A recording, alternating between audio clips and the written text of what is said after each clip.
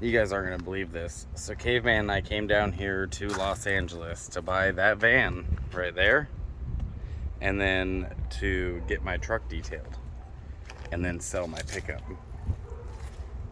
And we took it to the first place to get detailed, and they didn't even finish it, and they didn't charge me. Took it to the second place to get it detailed, and they did an amazing job. But while we're on our way to go pick up the truck, somebody backed into it and crumpled the door. Like, I know you can't see it very well because of it's black and shiny, but yeah, there's now a big ass dent in my truck, which selling the pickup was kind of our gas money to get back to Nomad's Nest. And I don't know, now I'm gonna have to call this guy's insurance. The guy who backed into me had insurance. I got his information, and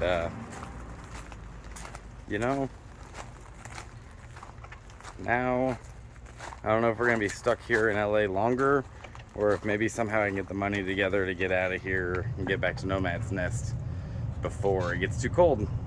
But yeah, this sucks. If it's not one thing, it's another.